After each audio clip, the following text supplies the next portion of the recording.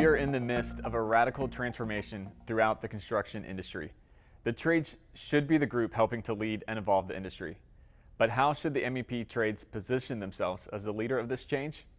Welcome to Bridging the Gap with Applied Software. I'm your host, Todd Weyandt, and this is the show where we empower you to transform industries by championing innovation. Please feel free to interact with us by liking or commenting on this video. We'd love to hear from you. Today we are recording from MEP Force 2019 in San Antonio, where over 400 MEP trade professionals have come together to learn from each other. I'm excited to be joined by one of our keynotes, Bone and Jonathan Marsh from Caisson. Welcome to the show, guys. Yeah, thanks for having us. Great to be having us. Can you guys start by giving kind of a little high-level overview of your background and who Caisson is? Well, I'm going to start with my background. So just recently, I stopped being a contractor. I was a CTO of Spader Mechanical, and I had been head of their VDC, head of their engineering, had helped build that, had helped build their fab department and that type of stuff. And that had taken me about 12 years. So when I left, I was one of the owners, and I was their CTO.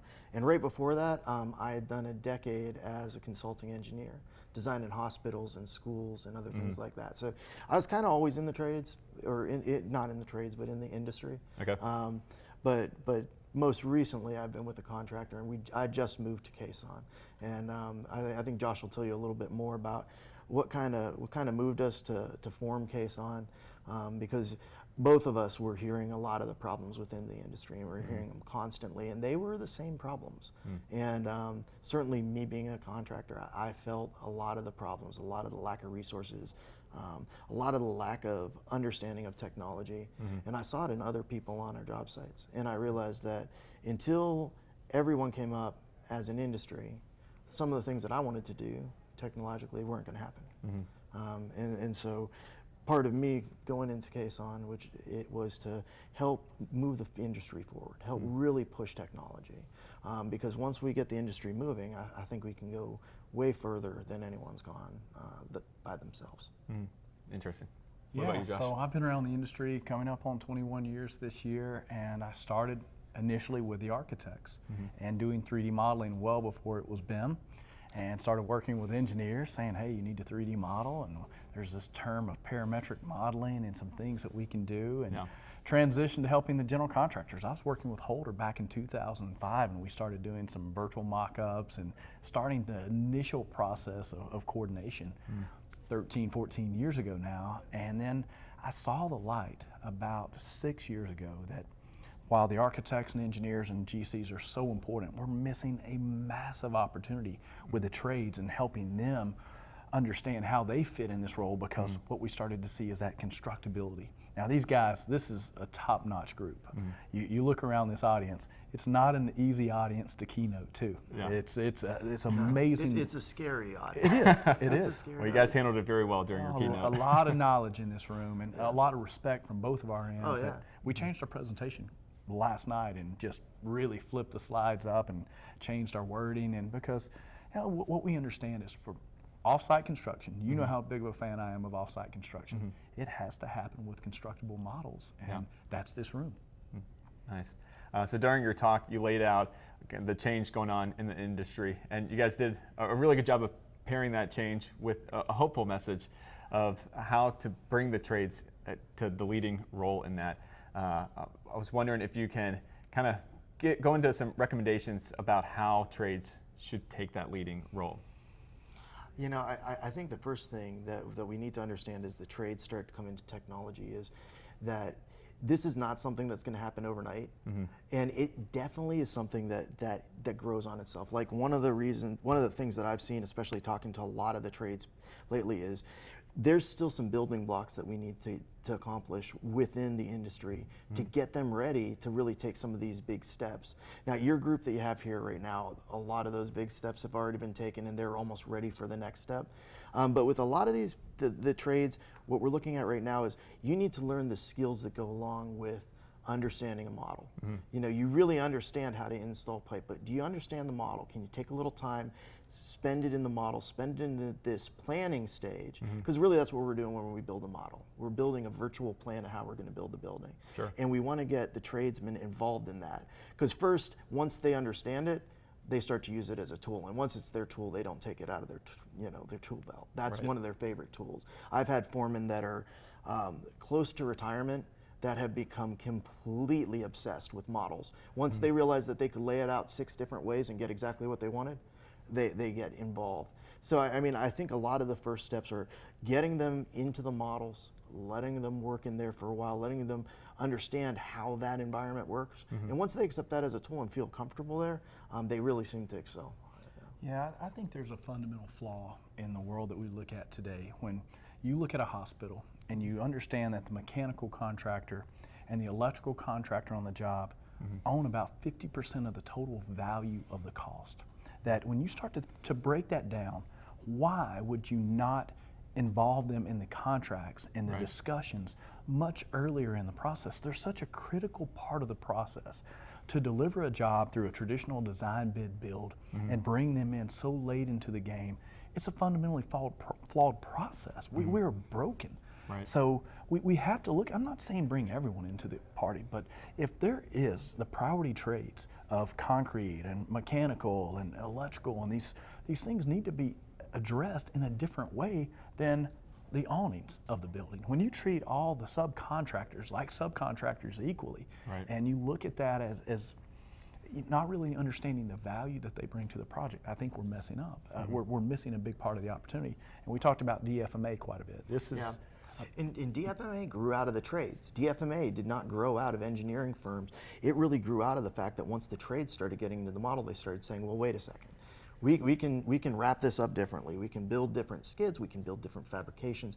And it really did move. What the engineer wanted is like we said up there, they wanted us not to run into walls or each other. That was their goal. Let's not run into walls, not run into each other, and not make my ceilings close to the floor. That was their goal. But what we found is as the trades sort of adapt to this and more people that build on a regular basis do it, is they're looking for something that's slick. They're looking to really sharpen that building and make it an efficient building. And that's the fun part. Like, I think right now, the biggest push that I see for design for manufacturing is really coming out of some of the trades where they're saying, we need to get involved earlier because what I had to build was horrible. It was horrible. I wanted to be up the front saying, listen, you got to add an extra course of block so that I have 12 more inches so that I can make this beautiful and work well for you. And I could have saved you tons of money. Every time I go to the job site and I talk to coordinators, they're always saying, I could have saved them tons of money if this, if that. And it's never something huge, but it's always something where we needed to get, like you said, the stakeholders that have the biggest stake involved in the earliest stages. That's right. Interesting. You guys also were talking about semi-automation up on the stage. Why do you think there's been kind of a pushback, if you will, of embracing robotics in the industry instead of really getting out in front of it like you guys were encouraging? When you see 3D printing, you see robotics, and you see some of the things that are happening in China, there's usually initial fear that's involved with that you perceive that as a threat. And what we challenge the group to see today is the opportunity in these things. That we're seeing these opportunities where, you know what, I want to fit up a flange and a robot can go in and use a robotic arm and weld that into place. That's perceived as taking labor hours away from a person. But we went through the statistics. We talked about the Masons Union and the statistics, how far they're down in their numbers. As a whole, the industry across the board, not only the trades, but the architects and engineers, the designers, the numbers are way down. We don't have the resources today to do the work at the level that we need to. We're going to have to embrace some of these technologies. We can't look at it as diverting labor hours away from the job. It's the fact that we need to have that abundance mindset, that there's plenty of work to do. And if we can learn how to do it and really have more certainty in our budgets and our schedules, it's going to lead to more work with other owners that now, because that certainty comes into play and it really impacts their bottom line. So I see it as a massive opportunity, more so than a direct threat to labor hours. That's a mindset that we have to shift. And I would add that I met a lot of people that do like automation. And it's always the same thing. They like the automation when they feel they own it. So I had a fab shop foreman that I've met, and I would say the fab shop foreman that I was closest to, he really owned the tools that he had that were automation tools. They were his tools. And I found that there was no fear in his mind in adding a tool to his arsenal. But where the fear was coming with the people that didn't understand how the tool works. And I think it's similar to technology. If you don't understand how it works, if it's not your tool, then you feel threatened by it. But really, I mean, there are tools that they use that almost automate things all the time that they would never think of doing without. Right. You would not take a shovel and mix all your cement by shovel. You're not going to do it, right? Sure. It's impractical. But are we losing work? We're not losing work. But because they feel they own that tool. And I think that's something that we're going to try to do is encourage ownership of the tools. You own that plasma cutter, you own the pipe cutter, you own the spin close machine, you own these things. They're tools to help you do your job better, faster, and more accurately. And what I've seen with the foreman and what I've seen as reactions are when they feel they own that tool, there's no problem. And when they don't, they feel threatened by it. Yeah, it's that fear of the unknown. It's the fear of the unknown for sure. Are there certain places that you guys would kind of say as your go-to for education on trying to kind of demystify this change?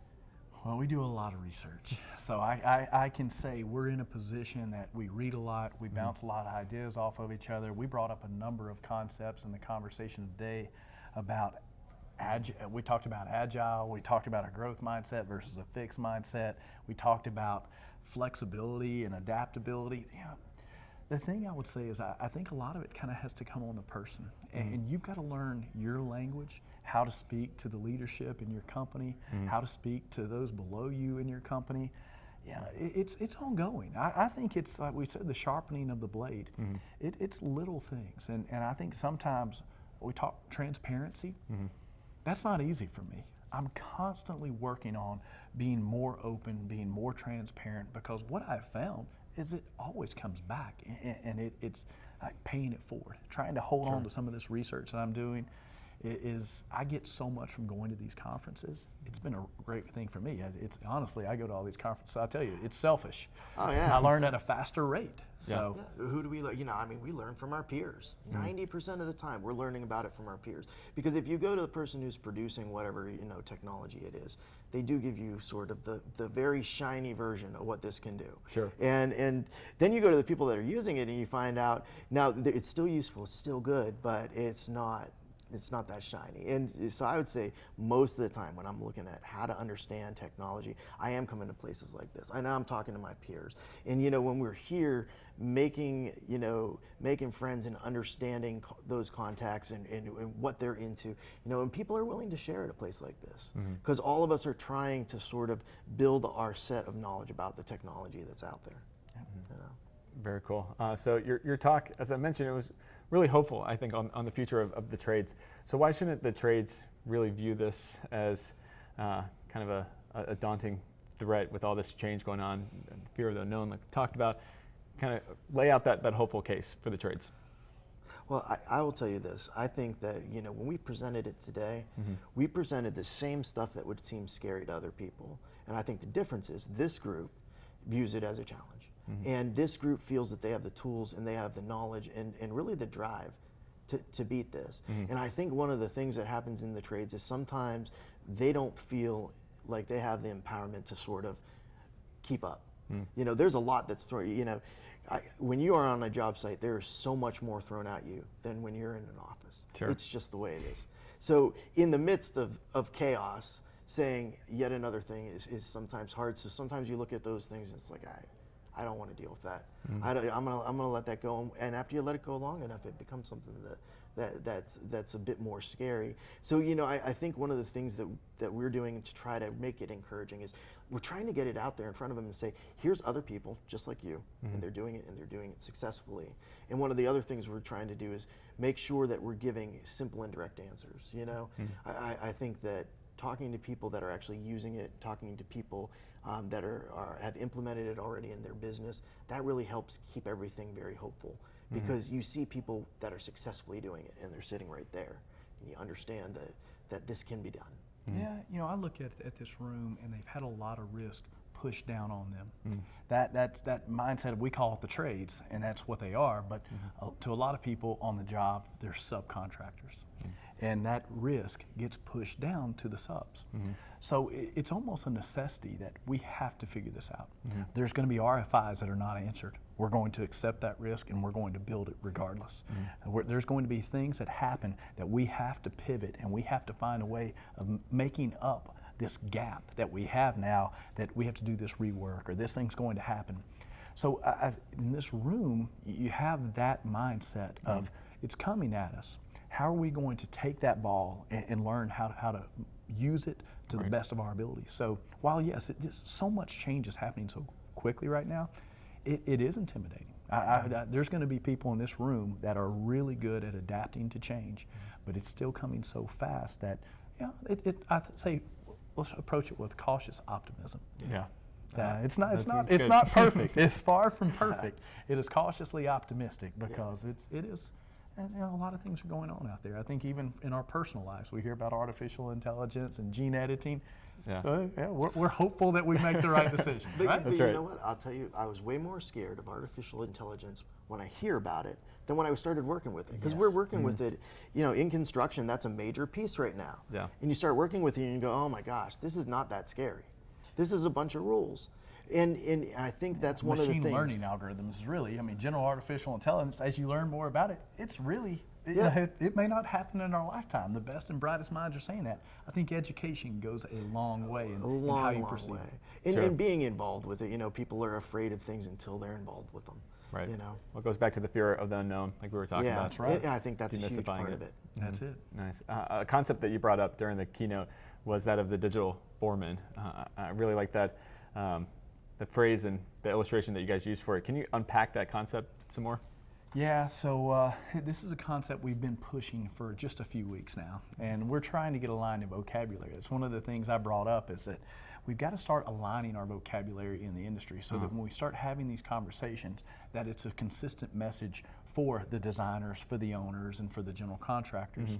And what we see as the virtual foreman is it's so easy today to get caught up in your world, and a lot of the field will call you a CAD person, a drafter, or maybe even you get called a detailer, but a virtual foreman is stepping out from behind that computer and really managing and leading and taking that team and evolving and developing this and turning it into something so much more. It's easy to get so much work thrown at you that you really lose track of the communication with the field, the communication with the foreman, the communication with the fab shop. And what we're advocating for is this holistic person that is really flattening the organization, like Clay talked about this morning, that really is the touch point for the shop, for the estimating department, for all these things. This person, the VDC world that we're in really has a lot of touch points in our organizations, and that's a tough role. It requires a lot of leadership skills to be good at that. And it represents an evolution that really was started back when draftsmen started moving from drawing drawings to building models. We were building line drawings that represented a building, and now we're building digital models. Virtually constructed. Yeah, and drawings are sort of a separate thing that was going on. But that idea of the draftsman is totally gone. And when you think about it, how we define the positions within tells you a lot about what their purpose is. So a draftsman, his purpose was to make drawings. And a detailer, his purpose was to sort of dimension drawings and make them buildable. The virtual foreman, what he's doing is he's able to reach into the industry and touch all of those touch points that you talked about. He's able to take the data and leverage it so that we can use that effectively on job. And I think many of the people here are feeling the pressure to do all that, but don't know that it's really their job. There's a level at which, and I talked to at least 3 people who said one of the biggest problems they had was drawing the line between project management and their VDC people. And because of the virtual foreman, that's what's happening. The VDC people are really fluent in technology in a way that most people aren't. And they're really engaged in that model. I mean, completely engaged if you go into VR. They're surrounded by model and data. And so they're in a unique position to sort of aggregate information out to that business. And I think that's what we're asking them to do is step forward. We know the tools you've been using. We asked you to use new tools 5 years ago when some of the modeling got a little bit more complex, and then there was reality computing when all the scanning came in, and then there was digital layout, and now we're dealing with a lot more data. We have modeling that is capable of containing a lot more data, and we need somebody that's going to be sort of shepherding that to everyone. And that's what that virtual foreman is. Yeah, and has to have good soft skills as well.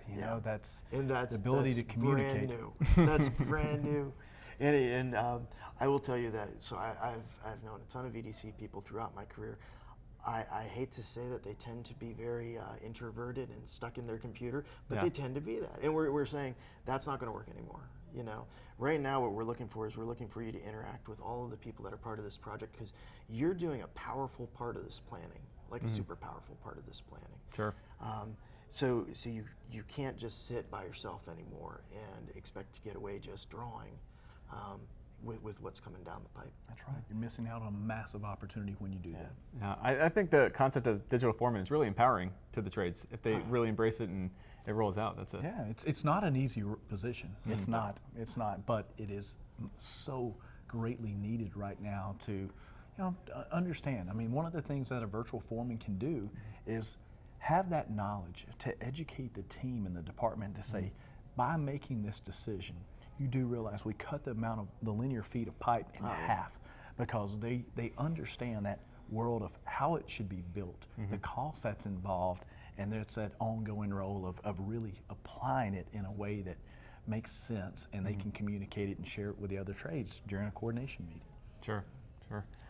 So going back to DFMA that you guys mentioned earlier, how do you start picturing a manufactured building when there really aren't a lot of examples out there?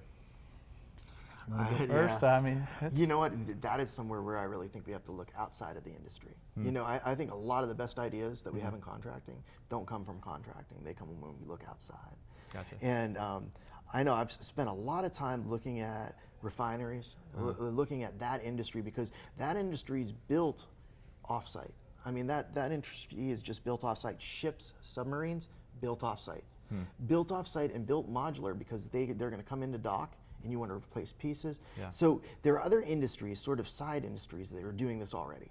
So we should be looking there. And I'll tell you, the more of them you look at, the more you start to see a pattern. This is what good DFMA looks like.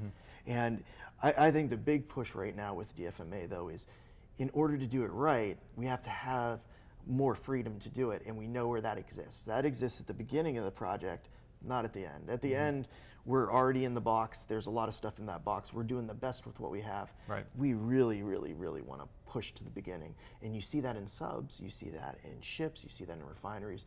The level of design that's taking place at the beginning of the project is almost complete. It's almost complete. And it's built to be modular, and it's built to be manufactured offsite. So I think we have some good examples to go look at. And I will tell you that my best industrial designer came from ship design. And when he came in with a huge amount of ideas. And he's like, nope, we need to do this, we need to do this, we need to do this. And he really changed how DFMA looked for our company.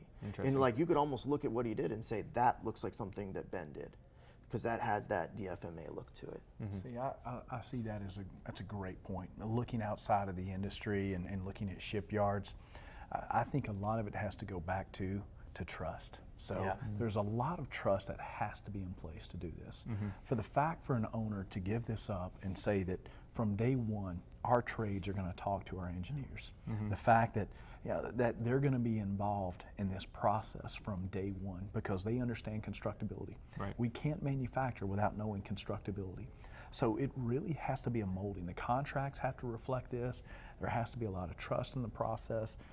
It's going to be uncomfortable the first time that we go through this, but I truly believe the amount of opportunity here to what we can start to do and think about this in a way that we compartmentalize this and know what to skid and what do we want to rack up and what do we want to do here, and it's going to have a tremendous impact on the way that we deliver a project, but the contracts have to reflect that as well. So it's going to take some progressive owners. And let's go to the shipyards. Let's take it as an example. I think that's a great idea. I think it goes back to your soft skills too. You know, if we're going to have people that are going to lead that, that are going to go to those owners, you need again to have that virtual foreman who has those soft skills, who can go talk to ownership and really say, this is what I can do for you. You know, and Josh talked a lot about gathering data about what is the impact of design for manufacturing on the bottom line, and you know, we're asking them to make these measurements and understand these things, not just to understand them, but so that they can talk about them with the owner and say, I can save you 50% if you bring me in early. I can save you 35% here. I can save you in wasted materials. I can save you in schedule. Redundancy. Building their case. Yeah. And you think there's little areas we can start it with that I'm hearing this around the country right now, that the trades are actually working hand in hand with the engineers, saying, help us communicate your design intent. We'll work with you very closely. We'll build your models for you based off of this information. You annotate it. Let's not produce a set of construction documents. Now, I understand there's permitting, there's a lot of things that go along with that, but I think we're still so wrapped up in these analog contractual obligations that we're missing the opportunity to do some big things. If we could say, let's stop producing construction documents, let's just start building shop drawings, and let's all work together and create a set of shop drawings from the very early stages. And if we can roll this out, let's start the underground. Let's go ahead and get the underground going, and then we'll kind of figure some of these other areas out. We can start very small. We don't have to do the whole project as DFMA. We could just take certain portions of the project and deliver it in a DFMA way. And I got to tell you this, we were starting to do that when I left Spader. We were starting to see projects where they wanted to have a collaborative model up front. They didn't want drawings. They wanted a collaborative model. They gave us schematics, they're called PNIDs, and they wanted us to build skids off these PNIDs. And they didn't want to build them because they know they don't build things well like that. We are really good at building things and skidding things, so why don't you let us lay it out? You'll tell us what you want to do, you'll review it, and it was a much better workflow. And again, before we produced drawings, before we went through all of that annotation, we had already worked through all the conceptual problems in a collaborative model. You build trust. Yeah, you build trust. And you know, as you collaborate with these people, you also build an understanding of what they're looking for. You know, we now know that when they see a heat exchanger, they want to see it this way. When they see that type of skid, they want to see it that way. And you're really starting to take some of the engineering knowledge of what their intent is and letting it show through at the end. There's a lot of engineers that intend buildings to look completely different than they end up.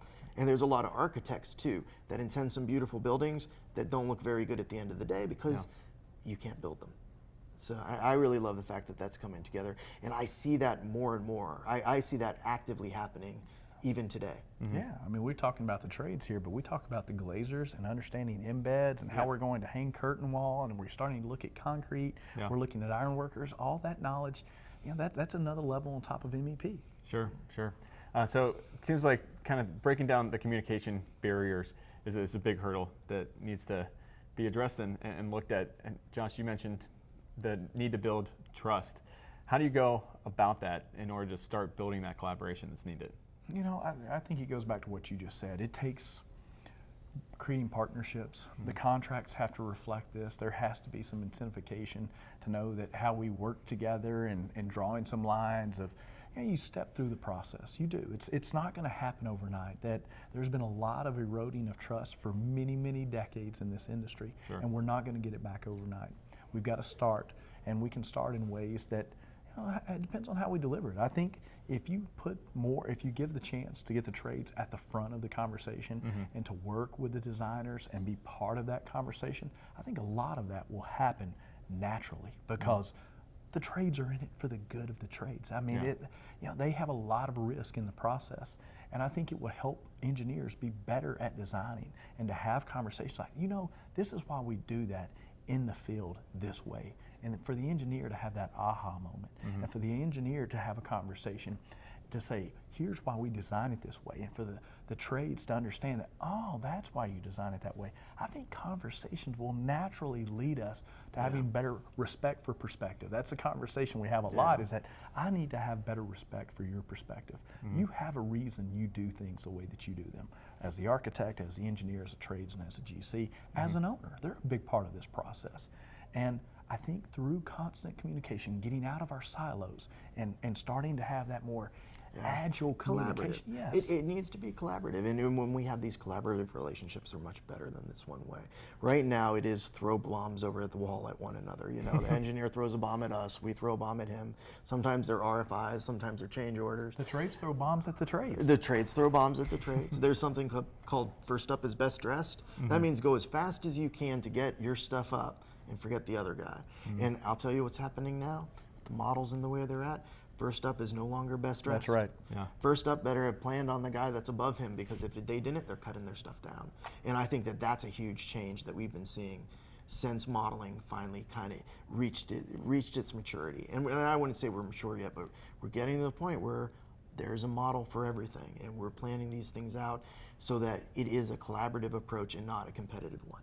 Yeah, we've seen a lot of change in the last 6 years in the industry, and I think the next 3 to 4 are going to be massively more exponential in change than the past 6, which have been significant. Yeah, that's saying something with all the change that's happened. One of the slides that I really liked was the big BIM versus little BIM. Can you kind of quickly kind of unpack that, and what does the owner need to be educated on that in regards to the difference? Well, I think that's one that drives me up a wall, because so my interface all the time as CTO is with the owners, and the owners are looking at this cycle, and it starts with planning and it works down through this cycle. And the thing is, it is again just pitching it over the wall to the next guy. And so when I look at the big BIM, I think that the big BIM needs to involve the little BIM. And if you guys don't know what the little BIM is what naturally happened because contractors wanted to make money. Okay, that's why we did BIM at the beginning. We didn't do BIM because it was pretty. We didn't do BIM because it was technological. We did BIM so that we could fabricate because we wanted to make money. Cold hard facts. It is what it is. And that was little BIM, and we learned a lot from that. We started out with modeling just mechanical rooms because they were high dollar areas, and we moved to the rest of the building. And then we got to the point where we're like, I can't believe you planners made these decisions without us. And that's where the big BIM kind of falls apart for me, is I really wanted to get that little BIM, that part that was about making this building efficient and making it make money, and put it in the beginning of it, so that the buildings we get are already ready to be optimized. And I think that what's being sold to the owners sometimes is that you need to go through this entire life cycle of BIM, and it just doesn't work. You need everybody in there at once. I can't tell you how many times we have stuff that's built solid in the building, and a facility guy walks up underneath it, reaches up and can't reach something, and you go, oh no, I'm going to cut that down. and that's a big deal. It's a lot of money. But if we get them involved up front, if instead of big BIM and little BIM, there's a collaborative model that represents all of the BIM on the job, then we don't run into those problems. And that's what I think we need to be educating owners to say, is you need to get a collaborative team working on your building, not one person, then the next person, then the next person. That's a very poor way to build a building. Yeah, I like to look at BIM as a tool that, as we look at a job, we try to assess risk on that job. And you should kind of diagnose the job and look at it and understand. Let's get with the trades. Let's get with the owner. Let's really understand what you ultimately need.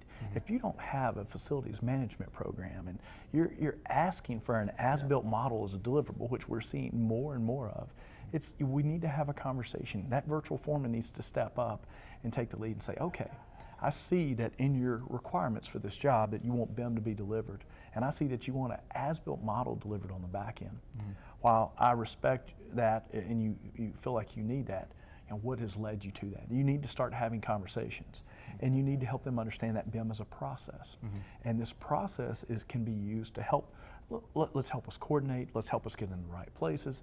There's different aspects of BIM. Do we need to coordinate? How much do we need to coordinate? What can we fabricate off-site? What can we start to do from a 4D and 5D standpoint? Let's assess the risk, and let's use BIM as an insurance policy to help us mitigate risk on this job. Let's not always look at it as a return on investment. Let's really look at it as a way that we can make sure that we're having the right conversations and educate owners on really what BIM is. It's breaking down the silos and us coming together. So it's to say big BIM, and on every job, I go by the name BIM to the bone, and I love BIM, but to say that we want to do big BIM on every job is unrealistic. So you really need to diagnose the job, educate the owner, and say, here's what we're going to deliver, because this is what brings value to the most players on the project. Very nice. Well, thank you so much for your time, Josh and Jonathan. Really appreciate you guys taking the time to come on the show and doing the keynote. I think your encouraging message to the trades is something that needs to be heard out there. So thank you guys so much. And thank you to all those watching. If you are interested in learning any more about our products or services, you can visit ASTI.com. Until next time, I'm Todd Weyandt, thanking you for joining us on Bridging the Gap with Applied Software. Keep innovating.